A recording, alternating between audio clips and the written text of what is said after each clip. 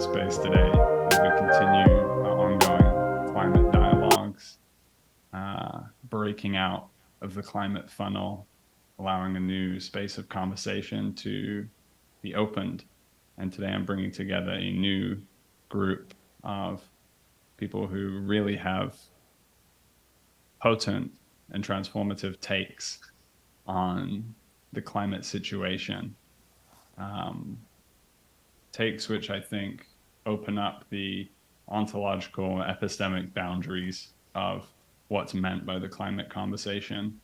And that's really something we've sought to do here at SENSESPACE. So with that, I want to welcome Matthew, Brendan, and Anne, and offer you just some space to introduce yourselves and what this conversation means to you.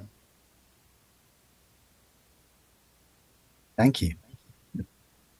Please, whoever wants to jump in first. Matthew, perhaps. I could start. So I'm a climate journalist. I work for a non-profit climate news service called DSMOG, where the focus is very much on shining a light on the vested interests blocking action on climate change. And I've been a journalist for most of my career, and I took this job last year because I felt that it's actually the non-profit media sector that is doing some of the most high impact work on this front. But beyond that, I'm very interested in how the climate crisis, in some senses, could be seen as a manifestation of collective trauma. And I've been studying intensively with the facilitator Thomas Hubel over the last couple of years in a program called the Timeless Wisdom Training, where we explore the psychological and mystical principles of healing what we think of as individual trauma from one's own biography, but also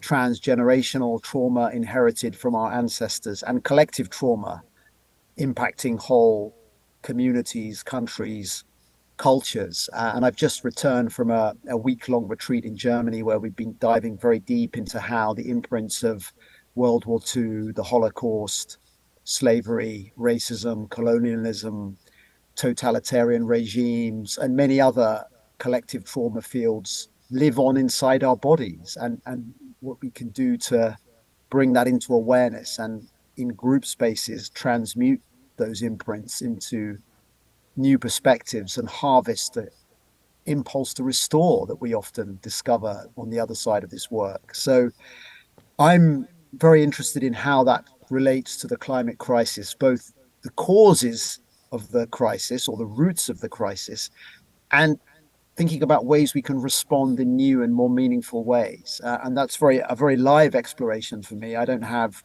pre-packaged answers on that. And I'm very excited to hear what Anne and Brendan have to say.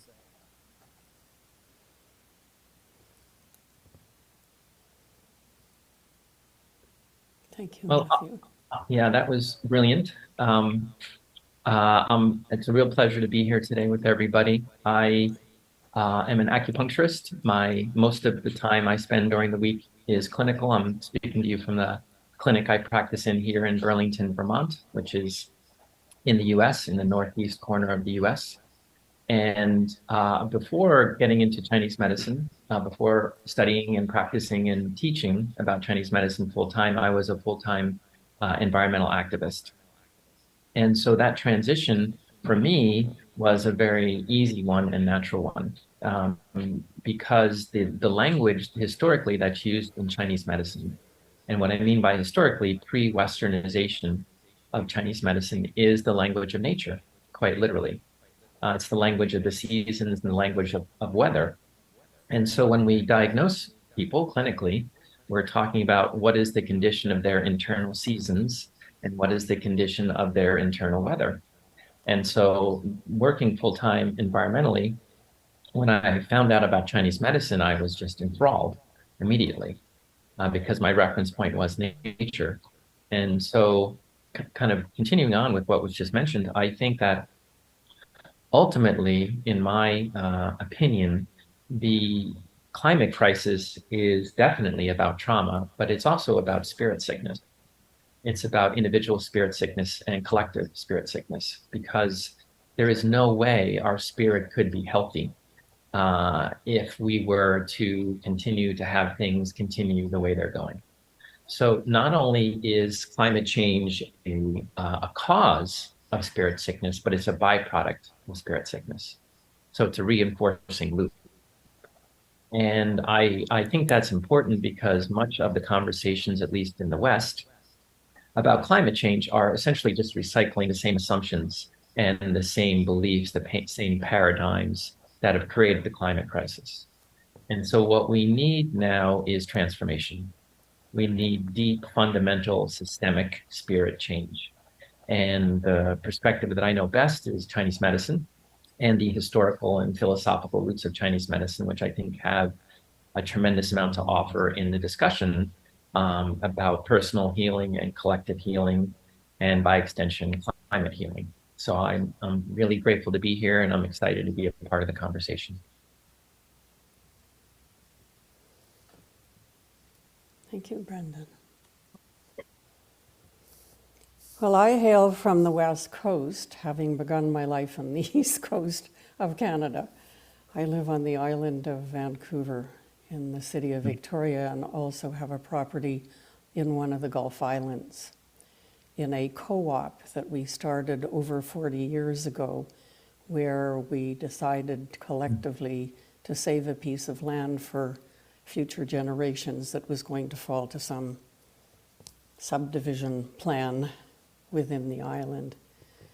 And so we have been stewards of this land now, and we have 4 generations still very much involved in what's happening over there. I come to, I guess, the notion of climate and the notion of just the environment as an environmental activist, but I also became a political and social activist as I was developing in this area. I had the great fortune of studying with an environmental philosopher at the University of Victoria when I was doing my graduate work, who introduced me to Joanna Macy. So I became very involved in the deep ecology movement in the early days, and was involved in not only just in my city around the environment, but also with the Clayoquot and the forests on the West Coast. I have enormous amount of admiration for David Suzuki, who has been my, I would say, my mentor all along. And from the very beginning, for me, it wasn't about the science. I wasn't terribly interested in the science, and people kept wanting to push me in that direction. What I was interested was in the science of the mind, of the higher mind, and how we change people's perceptions. I've worked in education, I've worked in business, I've worked in many different, I'm very eclectic. However, my esoteric background is one of trans-Himalayan ageless wisdom provenance. So since the early 2000s, I've been immersed in esoteric psychology, esoteric philosophy, and esoteric healing, in trying to get a sense of how our inner selves are really connected, not only through what we now call interdependence, interconnection, but also how deeply we are connected with nature, even if we see a blade of grass on a sidewalk growing through a crevice. I spent many years teaching young children, and all of my curriculum was around the environment throughout the year, through a cyclical, natural provenance of, you know, that here we are, we live in this beautiful environment, we have cycles, and how do we live these cycles, you know, with some awareness. And then going to the adults later was much more difficult. Children are much more open and excited about being part of all of this. And So as you can see, I'm very interdisciplinary. I've been to various places for sources, and the notion of somehow our inner development being very connected to our outer expression, for me, is first and foremost in my inquiry right now, and I continue to be. So just to leave this on the note of my study, my area of passion has been group consciousness. How do we move from hyper-individuality to something that we can call group conscious living? Where do we take each other? How do we take each other to that place? So thank you.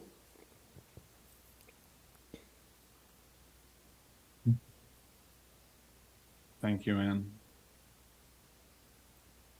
So yeah, clearly a lot of resonant threads, and quite a number of years behind all of us in coming to this conversation.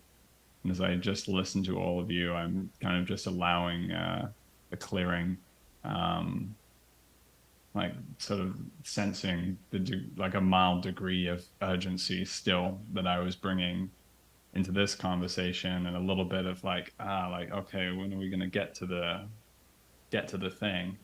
And of course, that is more or less acutely related to the problem that we're speaking about,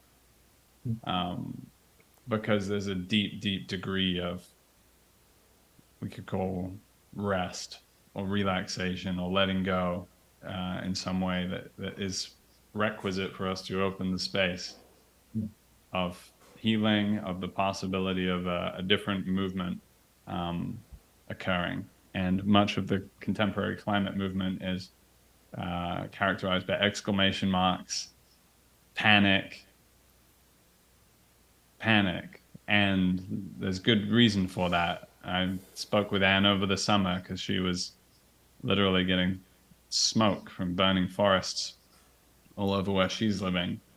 We are definitely in the midst of something now, and I think that's potentially an important move that we can make, because a lot of the journey for me, I'm 27, I've kind of grown up in a particular period of this where it's been like, oh, the bad thing's going to come if we don't do it, if we don't stop this, The last year or two, I've felt myself move into a place of, no, we're already in it. We're already fully in it. Whatever's been, whatever transformation, whatever destabilization has been set off, we're in it now. And there's kind of a shift, I think, that occurs. There's an acceptance and potentially some new possibilities that open up in that. So yeah, I wanted to open it if anything's alive. And Brendan, I'm also very interested. I know the yin and yang of climate crisis is an expansive bit of work, but perhaps bringing a bit more of that in here would be fruitful. You bet. I very much agree with you, and I agree with the sentiment, and I go vacillate in between a yin and yang response to climate issues. So in Chinese medicine, yin is old and traditional and indigenous and quiet and peaceful and relaxed, and yang is new and contemporary and fast and urgent. And so I think they're both necessary, but in looking at the climate issue generally and looking at climate science in particular from an Eastern medical view, from a yin and yang perspective, it's really quite clear what's happening. What's happening is we have an excess of yang, which is an excess of heat, and we have a lack of yin, which is coolant. So the planet is warming, it's getting hotter, which is an excess of yang, and simultaneously the planet has a lack of yin, a lack of ability to look at it in terms of Western climate language, in terms of a decrease in the ability to sequester greenhouse gases, both in the oceans, in the soil, and in trees and plants. So the overall condition, the overall diagnosis is actually very clear. We have an excess of yang, an excess of heat, and a lack of yin, a lack of coolant. And that very same dynamic of an excess of yang and a lack of yin, not surprisingly, shows up throughout our entire lives. If we're in the Western industrialized world, we have the very same dynamic. We have a dynamic of being overstimulated and simultaneously lacking peace. And not only do we have that throughout our lives, we have built our entire culture on that dynamic, right? Where economically, medically, socially, educationally, interpersonally, we overvalue yang and we undervalue yin. And that's not coincidental. It's not coincidental that the same climate diagnosis is absolutely happening within us and within our relationships to the world and in the institutions that dominate our lives. And why is that not surprising? Because the personal is the ecological. And rather than just summing my entire book up in that one sentence, which we could easily do to extrapolate a little bit on that, the basis of Chinese medicine historically is the basic understanding that we are nature and nature is us. And even more than that, going back to the first book in Chinese medicine that we still have access to, called the Neijing, which was written from an older Chinese medical view about 5,000 years ago. The first chapter of that book says that all of the influences in the universe are within us, and that we are universes unto ourselves. And then the rest of the text doesn't state that anymore, because that's just understood to be basic truth. And so that view, which I do not think is unique to the older aspects of Chinese medicine, which relate to Taoism in particular, I don't think that that's unique to Chinese medicine or to Taoism. I think that that's a basic fundamental truth that people who have lived close to the land and lived close to nature have understood, and understood to be self-evident, understood to naturally exist. So I think that view is very important, because we cannot change the world around us unless we change ourselves. And we cannot change the fundamentally dysfunctional social systems we have, our educational system, our economic system, our agricultural system, all of it, medical system. All of those systems, all of those institutions are coming from the same imbalances, the same root problems that are within us. So it's not a cliche, it's not inconsequential to state that if we want to change the world, we have to change ourselves. And not only change the internal assumptions we have about the world, but change our internal condition. How are we going to change the world if we have the same imbalances, and even to go farther than that, the same sicknesses, the same pathology within ourselves?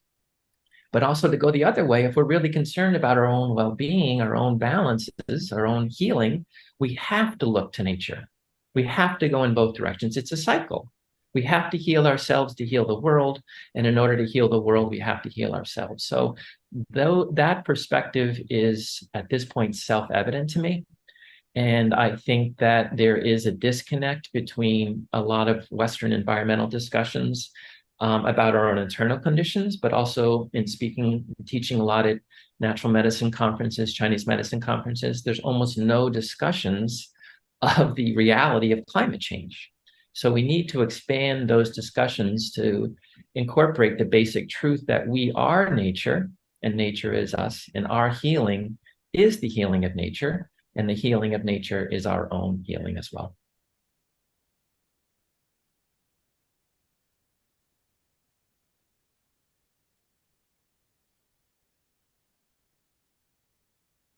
Well, I'd love to jump in here, because for me, it has been a journey that began with Joanna Macy and her writing of the book, World as Lover, World as Self.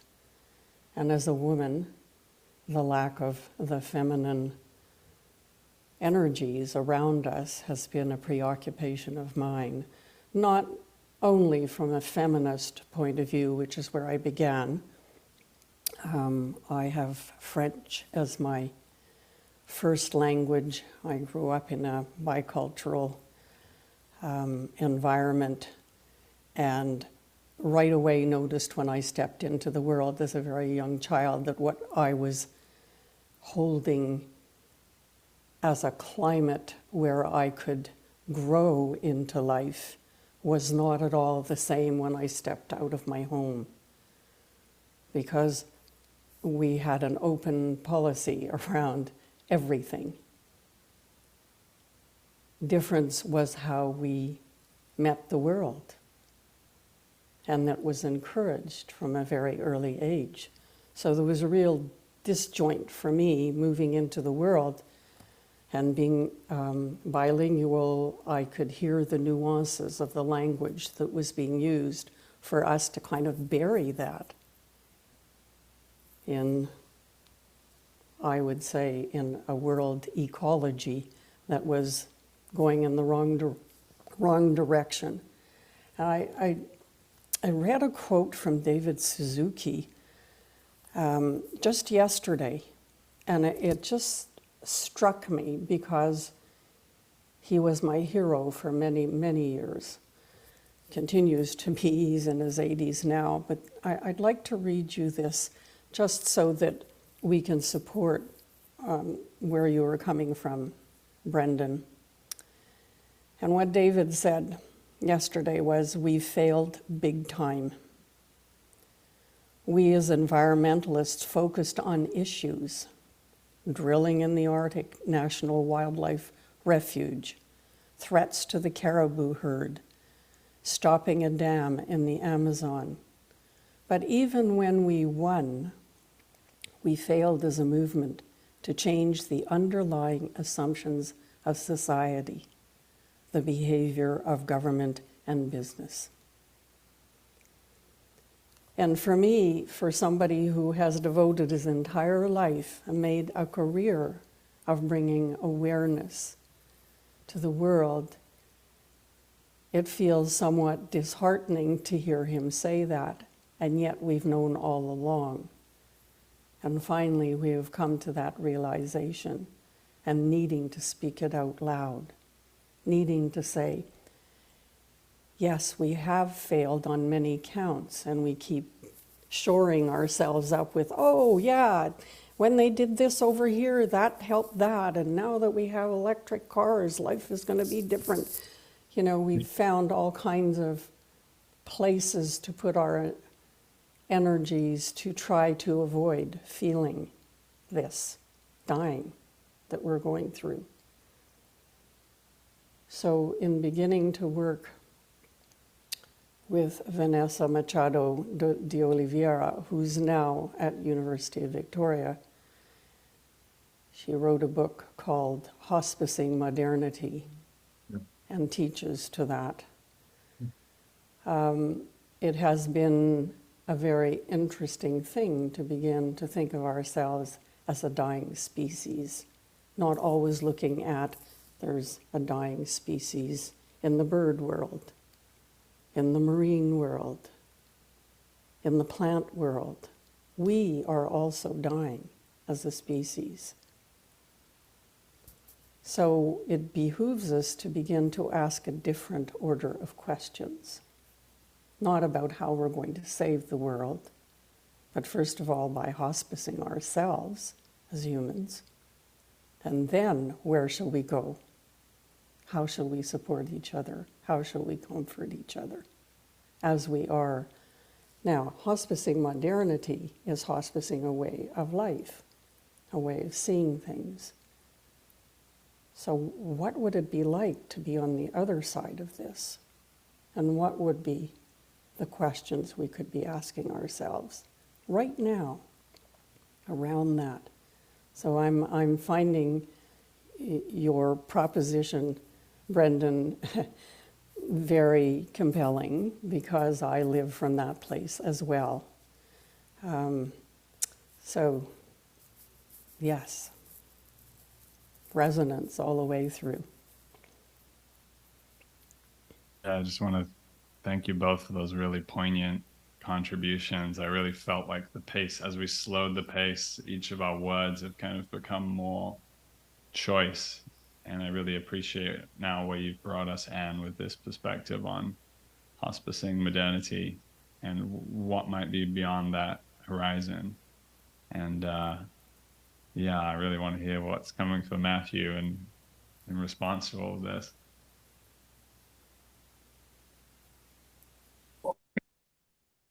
I love the frame, Brendan, you bring with the Chinese medicine perspective, linking the inner and outer, so with such clarity, and it resonates very deeply with the work I've been doing with Thomas Hubel.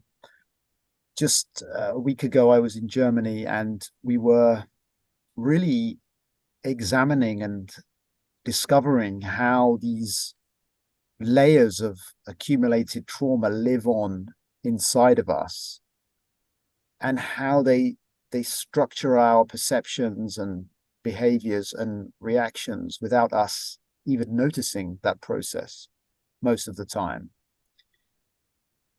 But recognizing actually how quickly as people we can come together, and I'm thinking, Anne, of your interest in the group consciousness, how relatively quickly we can establish that consciousness, which allows us to start to access these layers, feel these feelings that may have never been felt before, or have been pushed down into the unconscious, and do that in relation with each other and in a large group of 200 or so people. And for me, it made visible very clearly how much we're carrying, or how much our whole species is carrying into the present without realizing it.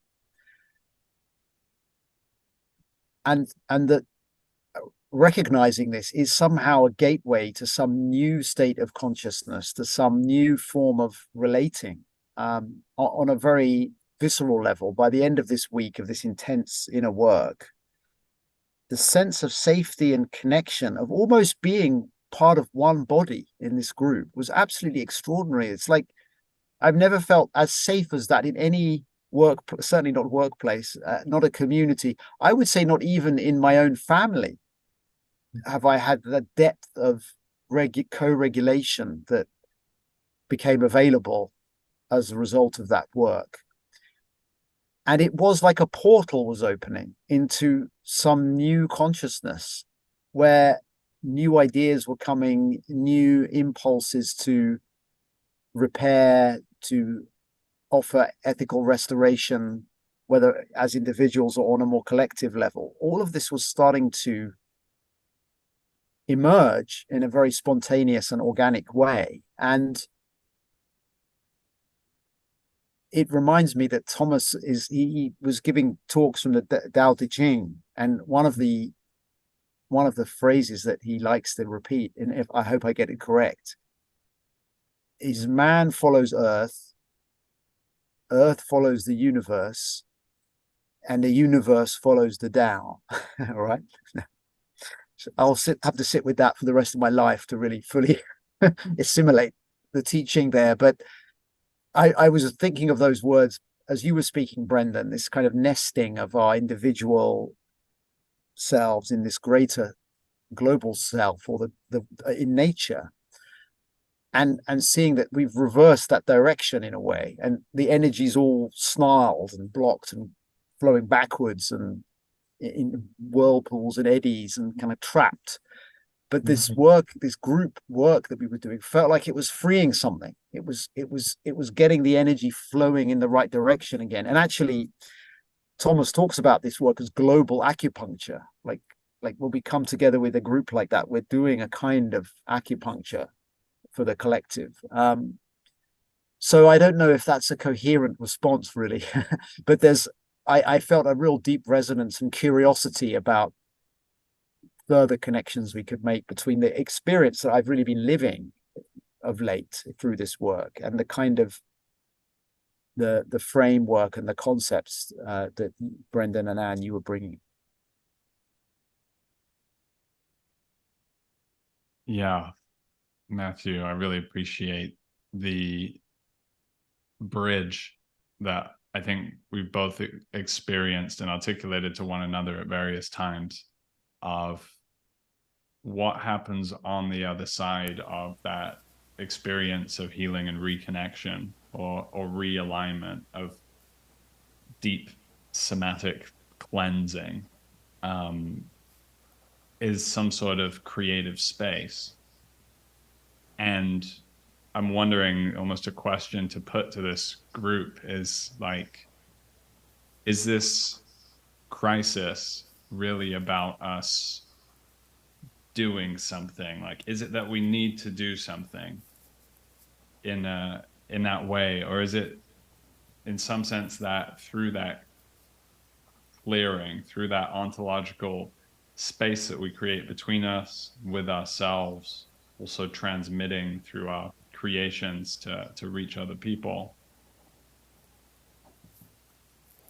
the space is created where the solutions and the sort of external realignments of, let's act in this way, let's communicate this notion that hasn't been, articulated before. Does that simply kind of come through when we bring things into alignment? And then I suppose just one kind of addendum to that is the sense of like, with Brendan, your philosophy, I almost feel like there's a kind of return. There's like an ancient returning to something. And then with my conversations with Matthew, there's more of like a psychedelic alien consciousness, like a new consciousness coming down, that hasn't yet occurred on Earth, and is being, like, its emergence is being catalyzed by these very particular epochal conditions for, moving into the Anthropocene and so on. So a couple of questions there to kind of stir the pot. I'd love to respond to that. I think we're at a time of such juxtaposition, and there's a lot of things that need to happen, and there's a lot of things that need to not happen. And I think that, to expand on that a little bit, there's a need to do things and there's a need to not do things. So I am supportive of solar panels. I'm supportive of electric cars. I'm supportive of local organic seasonal agriculture. I'm supportive as needed of people locking themselves to things and climbing in things. I've done that. I've climbed trees and sat in them. I've locked myself to things. I've laid in front of things. I've gone to jail multiple times. I think all of that is good and is important. And so that's yang. Doing things is yang. Are there things to do? Yes, there are things to do. But yang is activity, and yang temperature-wise is hot. So ultimately, we cannot do our way into addressing an excess yang condition. Another way of saying that is you cannot effectively fight fire with fire. If you fight fire with fire, you inevitably get fire. There's no other solution. If you have something that's hot and you add more heat, you will inevitably, invariably get more heat. You don't need to be a great Chinese medicine scholar to understand that, I don't think. So in a hot condition, the remedy with excess fire is water.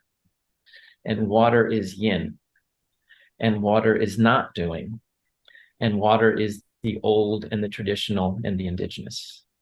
And so there is inherent cycles happening always in Chinese medicine, whether it's a time of balance or imbalance, whether it's a time of personal health or personal sickness, there's always balance potential, and there's always cycles happening.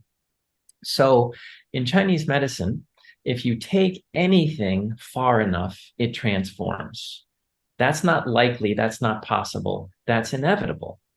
If you take something to its full expression, it becomes something else. If you take night to its full expression, it becomes day. If you take day to its full expression, it becomes night. If you take one season to full expression, it becomes another season. So those changes are inevitable. Where we are now is at an extraordinarily unique time of full yang expression. So yang expression is fast, it is new, it is loud, it is aggressive, and it is hot. So we are at a point of what I believe is at or very close to being full yang expression in the climate, in our lives, and in our culture. So what happens when something reaches full expression? It transforms. So we are at the point of transformation, in my opinion, whether we like it or not, whether we want that to be the case or not. We cannot want night to become day or day become night, but it doesn't matter. It doesn't matter our own personal preferences. Things are going to transform. So we are now at the point where yang, all the pathology, all the excess, all the speed, all the emphasis on new, all the sickness that comes with an excess of yang is transforming. So in my opinion, the question is how gracefully we're going to make the transition.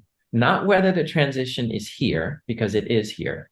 It's how graciously and mindfully we're going to make the transition from yang to yin. So that transition is about slowing down. That transition is about honoring and embodying the old and the traditional and the indigenous. It's about reconnecting to ourselves and to people and to place. And it's essentially living a cooler, slower, more meaningful, happier, and healthier life. And that's the opportunity we have. And it's here, just like we were talking about in the beginning. It's not some other future date. It's not 5 or 10 or 50 years from now. It's today. And so the good part about that is we can ride that inertia. That inertia is here. We don't have to necessarily make it happen because it's here now. And the question is how graciously we're going to ride that inertia. And it may not be gracious at all. It may be catastrophic and it may be cataclysmic. That's a possibility too.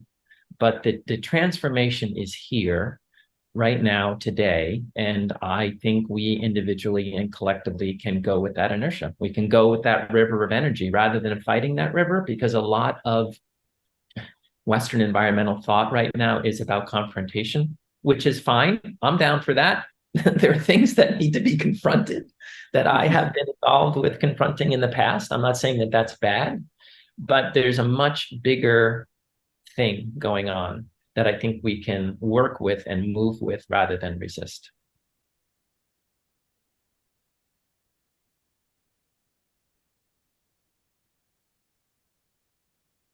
So what would it be like if we were to come together and begin to nurture ourselves going out of resistance and not turning over on our backs, but simply being in a place where we begin to understand what the excesses have been and what they've led us to.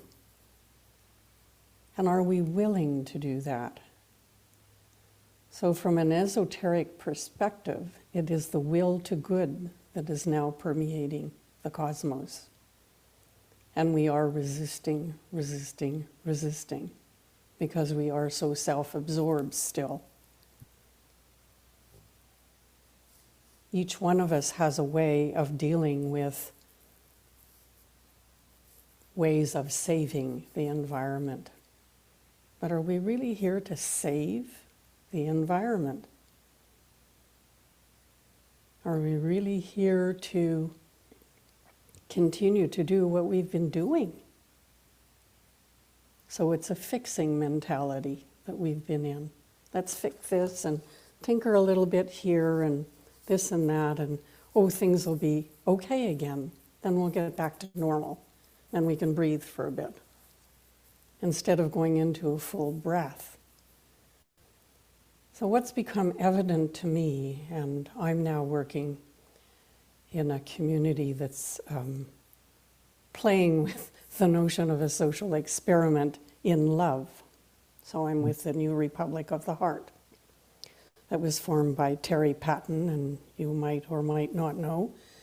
The organization, Terry died almost 2 years ago, and we are really now thinking how will we turn this experiment out into the world? And the basis is really, how do we learn to love each other and not push each other away, not compete with each other, but truly, truly appreciate and feel gratitude.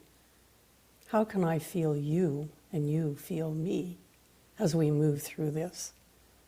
But we've built these shields around ourselves so that we don't have to feel each other, never mind ourselves. And so how do we develop this attitude of love, which is more than the love that we have known so far, together? How do we turn to each other, as Meg Wheatley would say? How do we turn to each other with love and compassion and caring, so that we then can become less resistant to what is coming through? Because the bigger cycles in the cosmic realm are all about these conflagrations to burn off the dross. Not a surprise that the West Coast is burning. Not a surprise that we have wars where there are fires everywhere. We're trying to burn off what we have not been able to contain. So there has to be a way, as you were saying, Brendan, there's a way of coming to transformation. But as a species, we resist change. So the question is, how can we develop a group consciousness that allows for love, that isn't seen as something soft and ridiculous?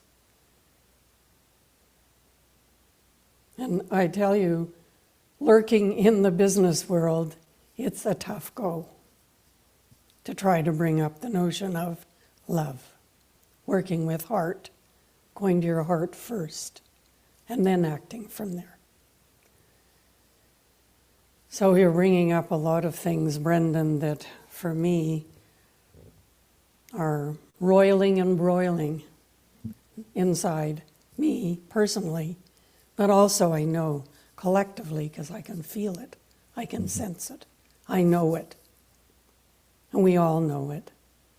So thank you for your explanation and bringing this particular way of entering into this space.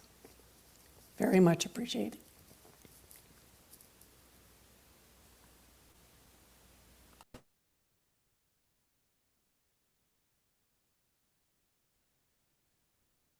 Before we move forward from this moment, I just want to appreciate the medicinal transmission that I received from Brendan, and continuing with Anne, with the invitation to potential listeners of this, with the expanded field within which this conversation occurs, whether or not it's people listening to this or simply people connected to us with whom we will go on to have conversations with. Like, how can the energy of that question actually be manifested? How can I live that out when I go into a nightclub in Berlin at some point?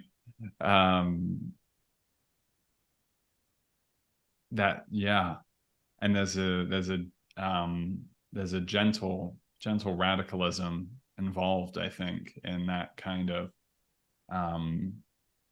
soft mycelial kind of composting of culture, and it takes courage, and it takes spiritual resource, I think. And that's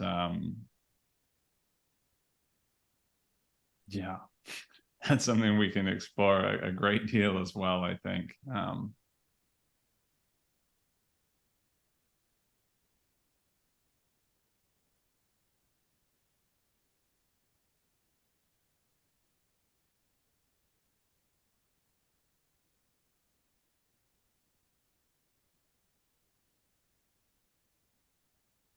also as a matter of sense-space style, we've mastered the art of sitting into the silences here and not compulsively filling them. So yeah, we simply wait until that true impulse arises, because that's really what we're seeking to manifest out in the world as well, in all those different environments, all those situations. Where does a true will of the good, will of the Tao want to, in this situation, want to arise?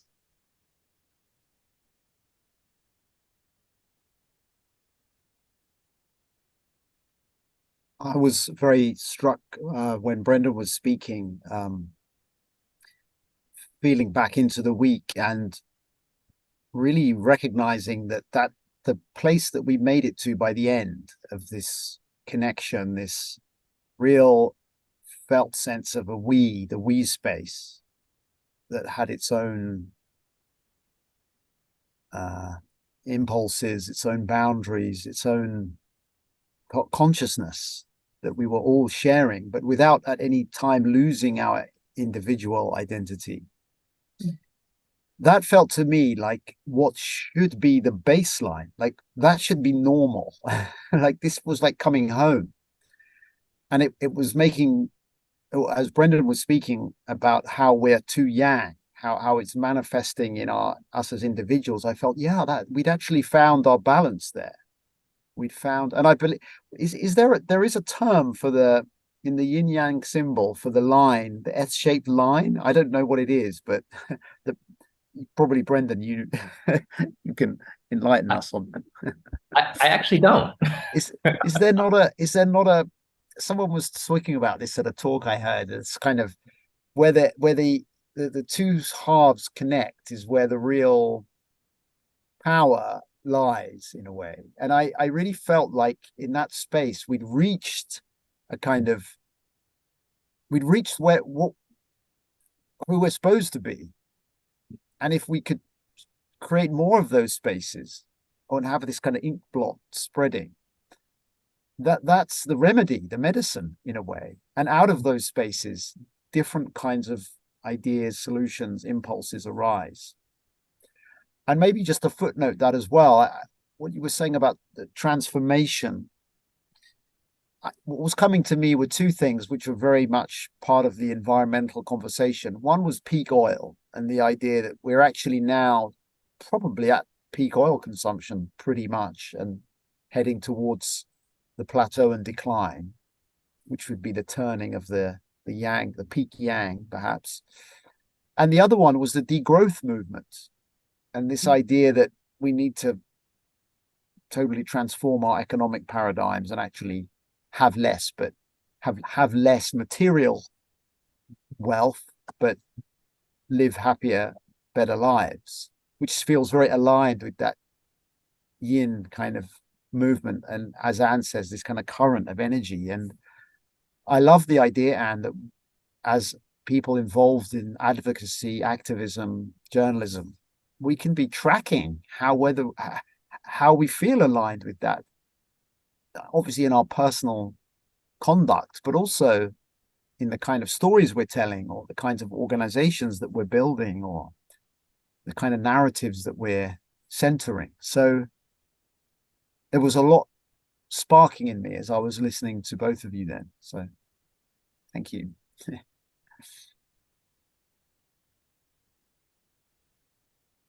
Yeah, it's really, for me, this is a really wonderful conversation. And it's very heartening for me because there's so many different ways of talking about it. And the primary lens I have is Chinese medicine, but really Chinese medicine is just nature.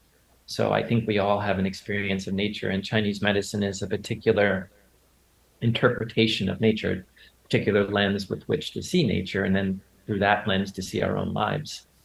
And I think that so many of the issues that we're talking about individually here and collectively, of peak oil and decreasing growth and interconnection, it really can all be related to yin and yang. So peak oil, right? At some point, things have reached their peak, whatever it is, GDP, GNP, oil, whatever. Eventually, the expansion inevitably leads to contraction. And we have a cultural aversion to contraction, whether it's economic contraction, money contraction, possessions contraction, whatever it is. We assume that contraction, and by extension, less, is somehow a bad thing. And contraction and less is not inherently a bad thing. Having said that, there are people who need more housing, who need more money, need more clothing, need more healthcare. It's not that the young is bad. And in some environmental circles, there is, I would say, an overstatement of that, right? That anything new is bad, having anything is bad, having a little extra money in the bank account is bad. That's an overstatement. But also a massive overstatement is that inherently more is better. It's simply not true. And anything that expands eventually in a balanced state contracts. So I write a little bit about peak oil. That's not a topic that I have great expertise in, but it is clear that eventually we're gonna run out of things, including oil, and we have a more and more desperate attempt through fracking and other ecologically destructive, costly ways of extracting oil. We're getting to the end of the oil that we can easily get to. So that can seem scary, which in some ways it is, but that can also be an opportunity, right? It's an opportunity for change. It's an opportunity not only to use less oil, but just to use less in general, right? So I really think about climate change in terms of sickness and in terms of diagnosis. So climate change is a sickness on a global scale, on an ecological scale. But by extension, it's also a sickness on a cultural scale. And by extension, it's a sickness on an individual scale. And so when we have a sickness in Chinese medicine, the term we use is we want a differential diagnosis. We want to differentiate what's causing the sickness. And Yin and Yang is a brilliant, in my opinion, easily accessible model, an easily accessible lens to not only see the sickness, but to see where the sickness is coming from. And an analogy with that are roots and branches. The branches are the symptoms and the roots are where the symptoms are coming from. And Yin and Yang allows us to see both the branches and the roots. We need more yin. We need to slow things down. We need to not only have less, but want less. Even more importantly than like a legislative action to say, well, we need to consume less. I think that's fine. More importantly, we just need to want less. We don't need more. We're not interested in more because we realize that not only is more not satisfying at some point, it's just not healthy. We just don't need it. And so, voluntary simplicity movement is an important idea. And I write at the end of my book about the idea of emphasizing the quality in our life rather than the quantity of things that we have. Because when you get a taste of quality, at some point the quantity just doesn't matter. Why would I want more stuff when I'm satisfied with what I have? That the food I eat is nourishing and is medicine to me. The relationships I have are meaningful. I have enough physical stuff. So therefore, I can focus on the quality of my life. And that includes, in my opinion, the quality of the effort, the energy, the chi that I give to my community and to the people around me and to the planet. So part of what we have, and I can certainly speak for that here in the US, is we assume that if we have more things, we'll have a better life. And it just doesn't work. And we're at a point now where so many people feel it on a very basic level. And a lot of my interactions with people is clinical. I'm talking to you from one of the treatment rooms at the clinic I have here in Vermont, in the US. A basic problem that we have is we do more and more stuff, and we get more and more stuff, and we're less and less happy, and we're less and less healthy, and we're less and less satisfied. And rather than being some great mystery, it's just yin and yang. At some point, when you have enough stuff, when you have enough yang, What you need is more yin. Mm. And it's accessible. This is not some inaccessible, far out, crazy thing. It's some level, it's just basic common sense. And I think that's the approach that I think is vital to put out there, because that's the root issue. If we deal with that, if we deal with those root issues of what is meaningful, what is satisfying, what is important, what promotes health, what grows from those root issues is sustainability, personal health, interconnection, the ability to connect with other people, the ability to connect with ourselves. And I think, honestly, certainly here in the US, and I think probably in the Western world in general, not only do we want that, we crave it. We crave it even though we don't have the words to know what we're craving. So people, this is not a hard sell. This is not a difficult thing to get people interested in, because at some level, we already know it. We already know what's happening, and at some level, we already know what we need. And I'd like to add that where do we go to know that? We need to go to our hearts. It's simple. Do I feel right in my heart or do I not? It's as simple as the yin and yang. Am I feeling off? What's going on here? So developing the heart energy is fundamental, because if we have a surfeit of the yang, then how are we going to counter that? How are we going to find that balance? So we're like this right now, so adding a little bit more heart action, which becomes actually group consciousness, because as we develop our hearts, we're more aware of one another, it changes the balance. We're not so self-focused, we're more outwardly focused. We can allow each other to step into each other's spaces so that we can form a field of consciousness. So group consciousness is not rocket science either. It's working from the heart. And just being able to say to each other, how do you feel right now? Shall we take a pause? Shall we find that place? How can we do that? It's as simple as that. So I think that we're coming to the very core of that inner world that needs to be developed. And we've been living under the influence of outer worlds and responding from that place. And now we're thinking, maybe if we develop the inner world, which has always been there, which has always been the first place to go to, but we've forgotten that. So now we can return together into that space. So when you were talking about we space, this is one of the fundamental workings of the New Republic of the Heart.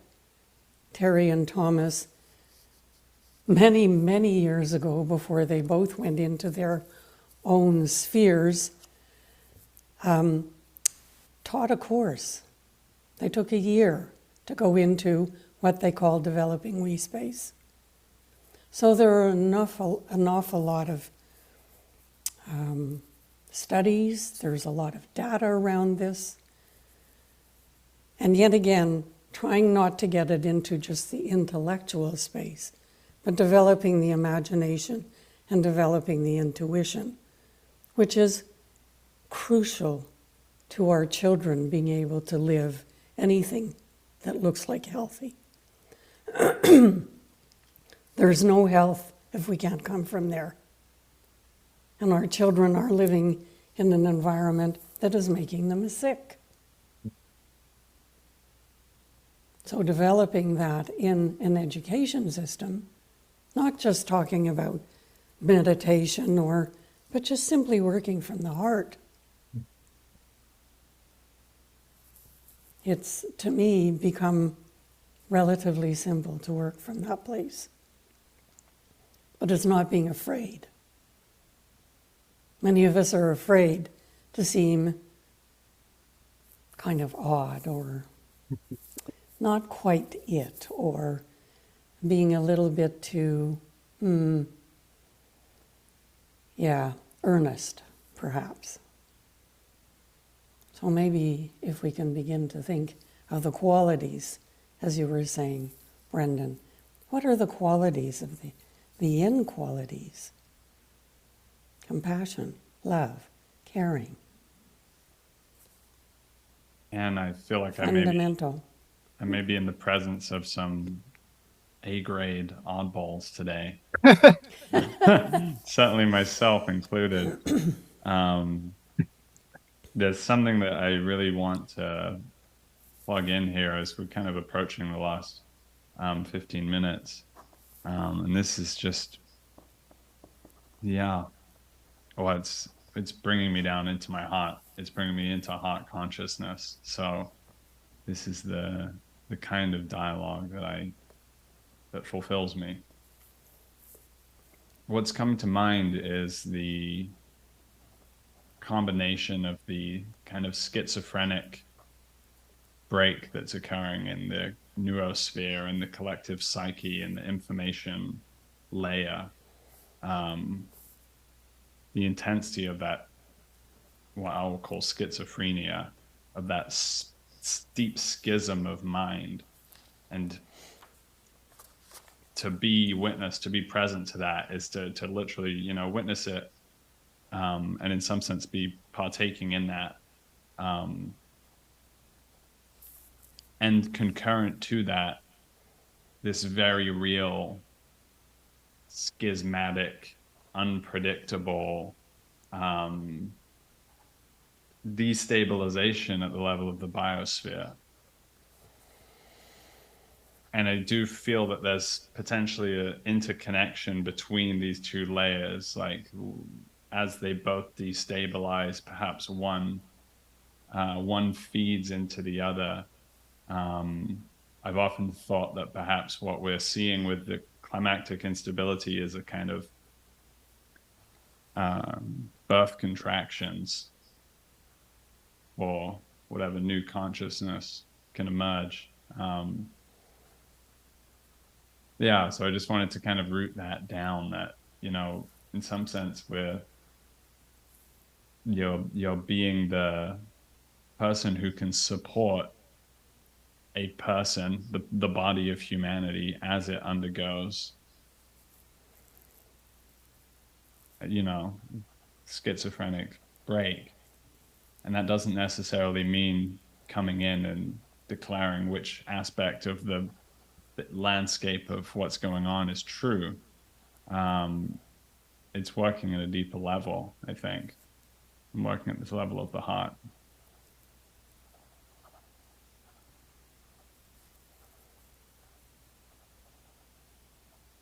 Yeah, there's a whole flood of associations arriving in me listening to you, Jacob, and Anne and Brendan.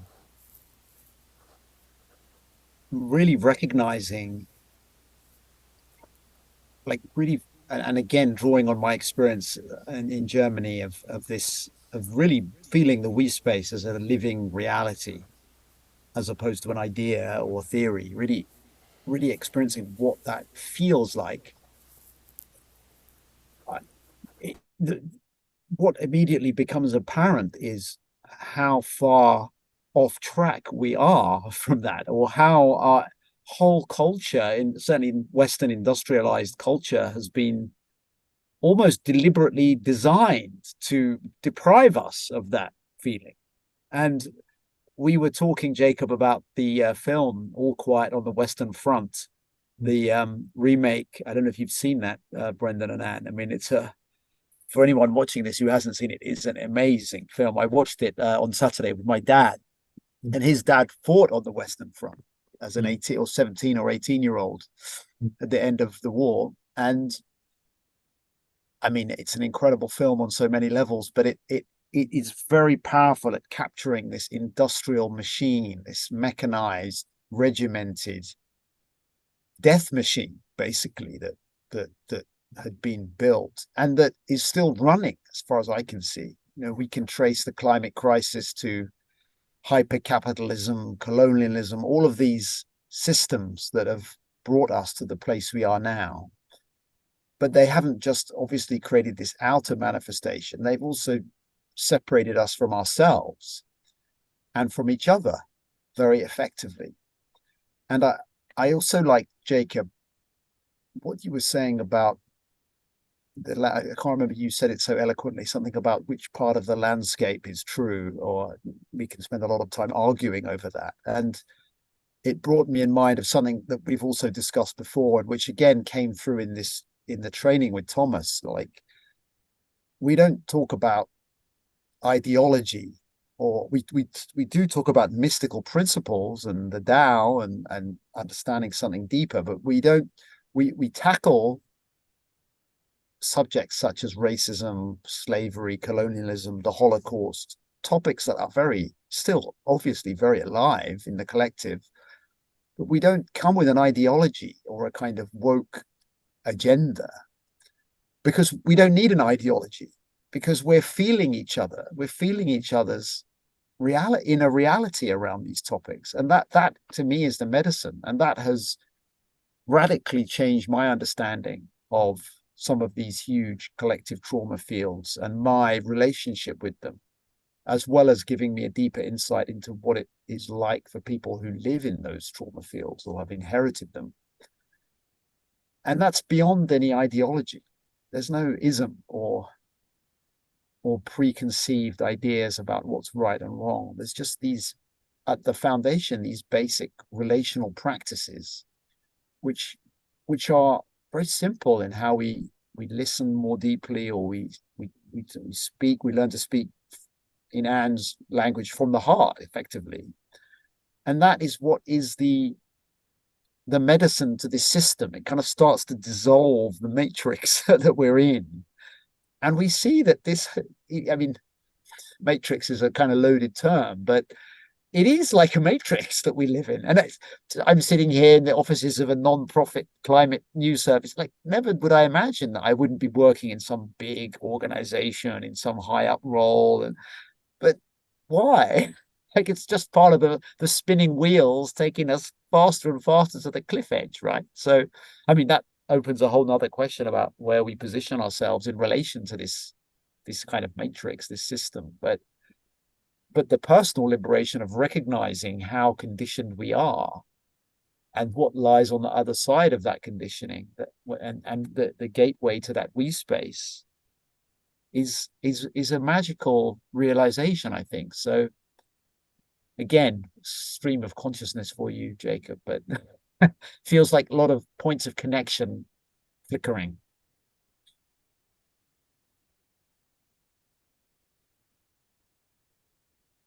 Oh, Anne, you're on mute.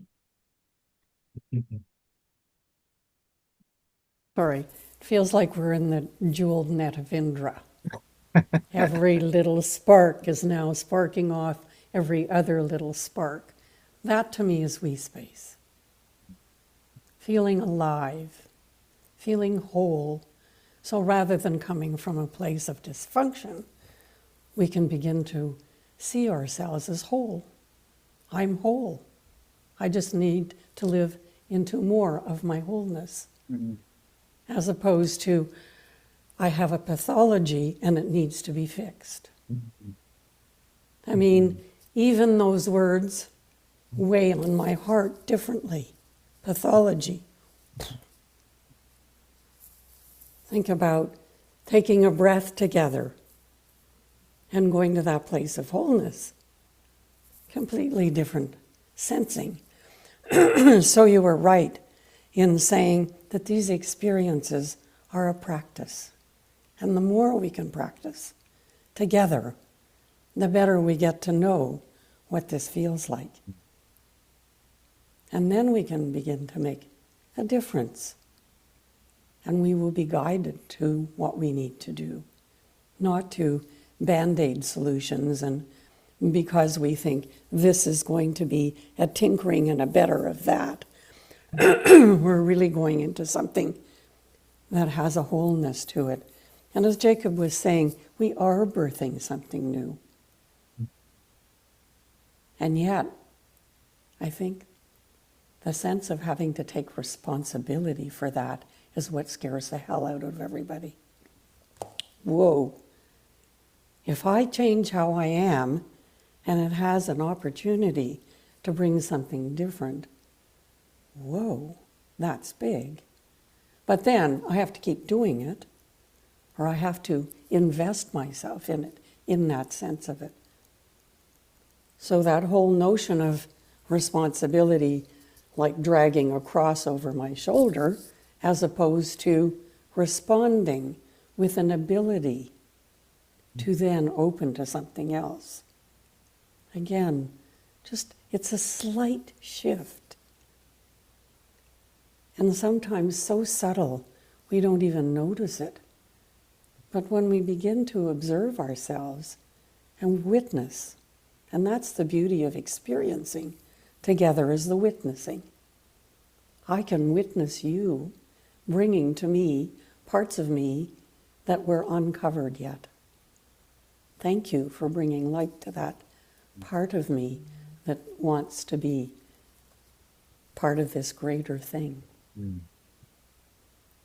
So yeah, it feels like the jeweled net of Indra has begun to light up again. It's a beautiful place to be. Thank you, gentlemen. Thank you so much, Anne. I want to invite Brendan if there's anything yet unspoken for you, just as we draw to the close here. Yeah, just to echo what has been said, I think that when we are not in balance and we have an excess of yang and a lack of yin, kind of on a concrete everyday level, we're not as happy as we could be. We're not as healthy as we could be. And honestly, to make it somewhat mundane, we're much more vulnerable consumers. And a reason for that is that marketing now is about basically feeding on our insecurities and feeding on our lack of contentment. So one way we can individually and collectively kind of be a remedy to the nefarious things that are going on is just to be in balance. You know, marketing doesn't work if we're satisfied. Wanting the new fancy thing is not interesting when we're satisfied, right? We're not interested in the accumulation of things we don't need. So part of this is also very, very practical. You know, how do we limit consumption? Be more satisfied with your life. How do you use less oil? Be more satisfied with your life, right? So part of it is not only internal, but part of it can be about larger systems and larger movements. You know, so yin and yang is not only practical internally, but it's very practical in terms of how are we going to create a movement, or maybe in more of a yin term, how are we going to create a non-movement to address what's going on? So we really can apply these ideas, which I think, you know, yin and yang is obviously Chinese medicine based, Chinese cultural based, but it's really just nature based. And so how can we apply these nature based ideas individually, collectively, and in terms of addressing the larger issues that now confront us? So it's practical, in my opinion, on all, and in my experience, on all levels.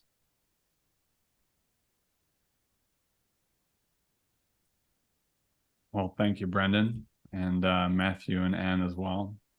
This conversation's been really beautiful medicine for me.